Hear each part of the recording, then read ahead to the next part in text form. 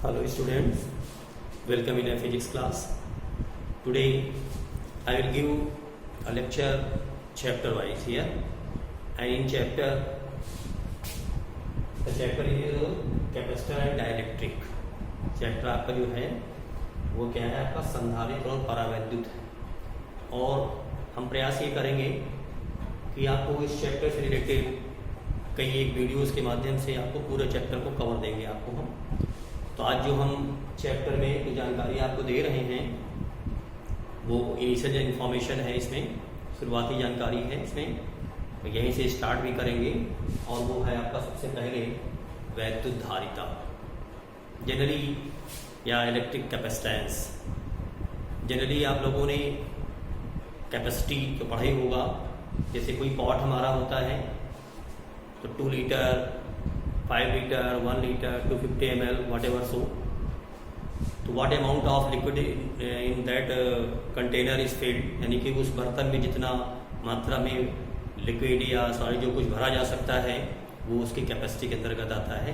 यानी कि वो जो पॉट आपका है उसकी कैपेसिटी पहले से ही डिसाइड है कि 250 ml इसमें आएगा या 2 किलो आएगा या 1 किलो आएगा, जो भी कुछ है. तो इस तरह के कंटेनर हमारे होते हैं. ठीक इसी प्रकार से हम जब कंडक्टर की बात करते हैं तो जो कंडक्टर हमारा चालक हमारा होगा उसकी कैपेसिटी किस तरह से डिसाइड करते हैं. वास्तव में साधारण अगर शब्दों में अगर कहना हो इन जनरल में, तो जो इलेक्ट्रिकल कैपेसिटी है या इलेक्ट्रिकल कैपेसिटेंस है, it is the storing capacity of charge. यानी कि कोई चालक हमारा है, कोई कंडक्टर है, वो कितना चार्ज जो है यानी आवेश जो है वो क्या कर सकता है, स्टोर कर सकता है, ग्रहण कर सकता है. That is called electric capacitance. Electrical capacitance in general में एक्चुअली व्हेन वी प्रोवाइड और ट्रांसफर द चार्ज और when we give the charge to the conductor, यानी कि हम किसी अगर चालक को अगर हम आवेश देते हैं तो आवेश देने में क्या होता है, कुछ न कुछ कार्य करना पड़ता है.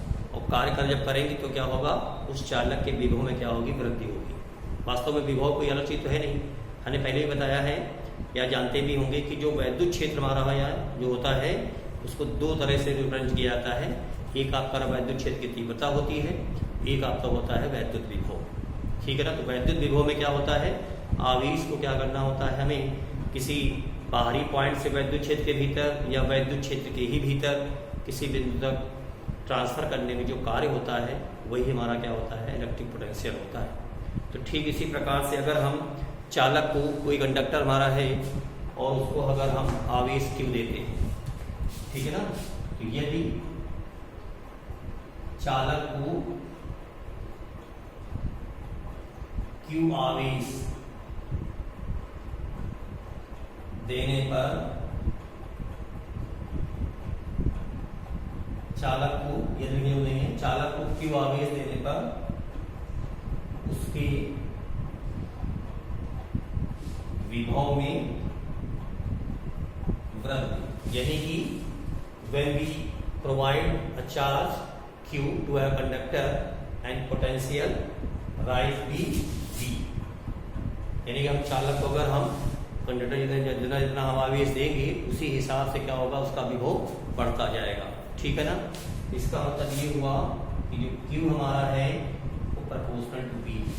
जैसे जैसे हम चालक को आवेश देते जाएंगे वैसे वैसे उसका विभव क्या होता है, बढ़ता जाता है. तो यहाँ पर जब हम प्रोपोर्शनल साइन हटाएंगे तो जाहिर सी बात है कोई न कोई कांस्टेंट आएगा. तो ये C हमारा क्या है, कांस्टेंट है. C नियतांक कहलाता है आपका. C आपका क्या है, नियतांक है, जिसमें से जब C लिखेंगे तो क्या होगा, C इक्वल टू क्या होगा, Q/V. और नियतांक है जिसका नाम क्या है, वैद्युत धारिता. इसी को हम लोग बोलते हैं क्या, वैद्युत धारिता बोलेंगे इसको.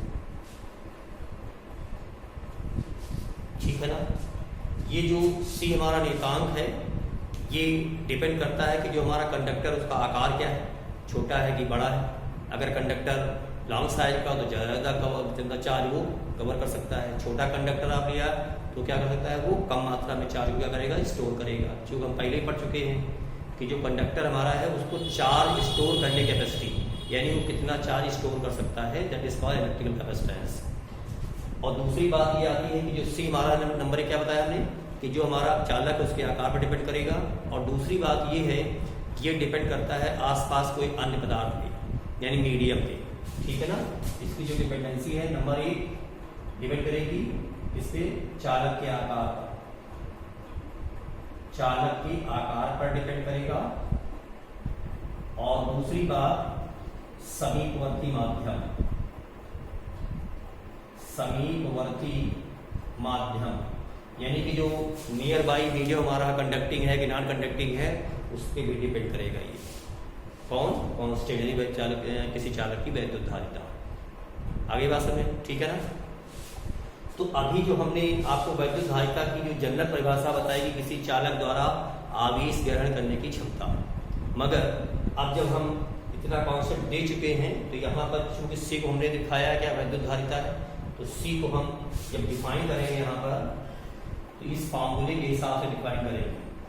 क्या डिफाइन करेंगे कि किसी चालक को दिया गया आवेश और उसके विभव में जो वृद्धि हो रही है, किसी चालक को दिया गया आवेश और उसके विभव में जो वृद्धि हो रही है उसका जो अनुपात होता है उसको भी हम लोग क्या कहेंगे, वैद्युत धारिता कहेंगे, ठीक है ना। यानी electrical capacitance it is defined as the ratio of charge given to the conductor and potential rise to the potential rise, ठीक है ना।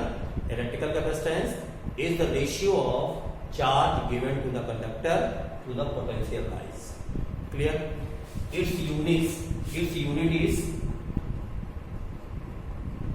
ये यूनिट दिखाएंगे इसका क्या हो जाएगा, कूलॉम पर वोल्ट हो जाएगा, कूलॉम पर वोल्ट। जो कूलॉम आपका मात्रक है ये आवेश का एसआई यूनिट है और आवेश का बड़ा मात्रक है। कूलॉम आवेश का क्या है, बड़ा मात्रक है। इस आधार पर जो वैद्युत धारिता आपकी है, वैद्युत धारिता का जो बड़ा मात्रक तुम्हारा होगा वो आपका क्या होगा, फैराड होगा, ये बड़ा मात्रक। मगर हम व्यवहार में जो यूज करेंगे वो हमारे किसमें होते हैं, माइक्रोफैराड, माइक्रोफैराड में होंगी और पिकोफैराड में होंगी, ठीक है ना। तो यहां पर जो 1 माइक्रोफैराड होता है वो 10⁻⁻6 फैराड होगा और 1 जो पिकोफैराड होता है वो 10⁻12 फैराड होता है। आगे हम आपको बताएंगे कि जो ये कैपेसिटर आपके हैं ये माइक्रोफैराड या पिकोफैराड रेंज के ही क्यों लिए जाते हैं। आगे हम चैप्टर के कंटिन्यूएशन में आपको डिस्कशन देंगे कि why capacitor are generally used microfarad range and picofarad range, only farad are not used, ठीक है ना। तो इस हिसाब से अभी आपने जो जानकारी पढ़ी इसमें हमने ये बताया, आपको वैद्युत धारिता के बारे में बताया, इलेक्ट्रिकल कैपेसिटेंस बताया और उसका यूनिट बताया, और जो इसका बड़ा यूनिट है क्या है, फैराड है और कूलॉम पर वोल्ट भी होगा। यहाँ पर इसको हम व्यवहारिक रूप से जब प्रयोग करेंगे मात्रा तो माइक्रोफैराड और आपका पिकोफैराड, ठीक है ना। फिर बात आती है इसमें इसकी डायमेंशन की, मतलब इसका डायमेंशनल फार्मूला। तो जो डायमेंशनल फार्मूला होगा इसका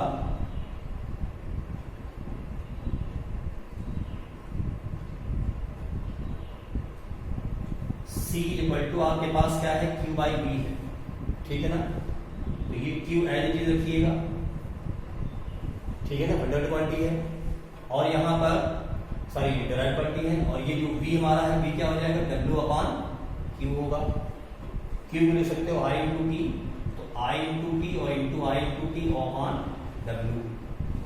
I क्या है कि करंट है और करंट के लिए जो यूनिट डायमेंशन यूज करते हैं वो क्या है, A। तो I 2 टाइम्स है इसलिए यहाँ पे क्या हो जाएगा आपका A⁻², ये हो जाएगा, टाइम भी 2 times that is T⁻², and here this is work done, यानी कि कार्य की विमा है जो कि फर्स्ट स्टेज पढ़ते चले आ रहे हैं, that is m(n)⁻2 and T⁻²। Clear.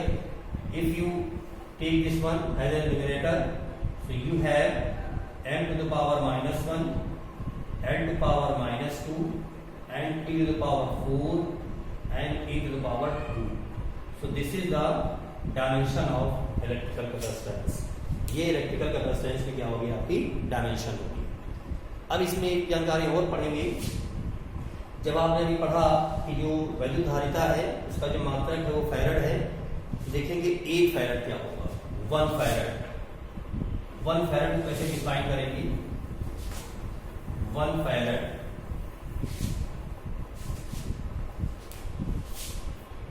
1 farad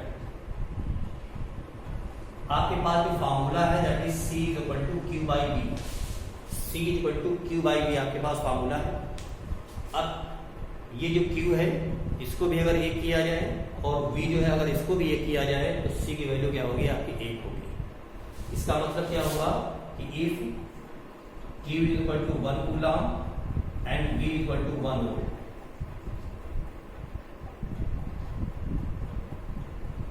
C equal to 1 farad, आप ऐसे लिख सकते हैं।